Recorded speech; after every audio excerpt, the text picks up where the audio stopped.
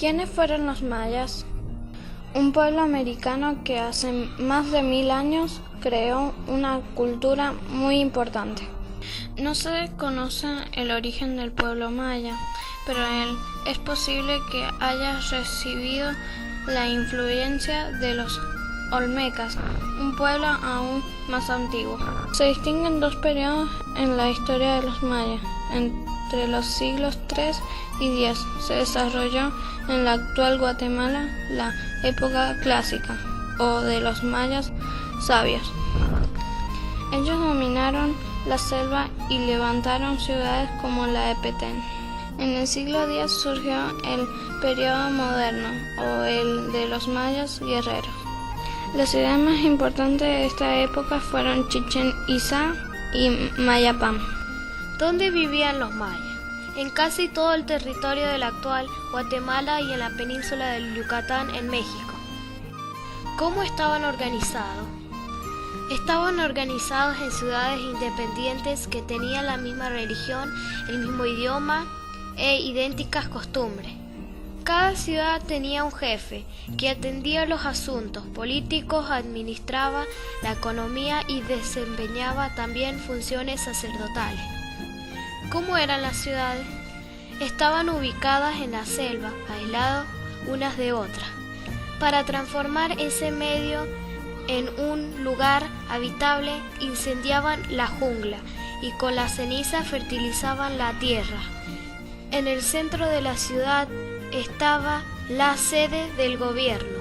Alrededor de la ciudad central se levantaba la zona residencial, donde vivía la mayor parte de los habitantes, y más allá los campos cultivados. ¿Cuál era la principal actividad? Era un pueblo agrícola. Cultivaban maíz, que constituía el alimento básico. También cultivaban cacao y algodón. Al parecer, el cacao tenía para los mayas un valor particular, ya que lo utilizaban como moneda. Un conejo valía 10 granos de cacao, 2 tazas de chocolate y un esclavo de 100 tazas. Eran guerreros. Los mayas fueron un pueblo pacífico y nunca se metieron a otros pueblos.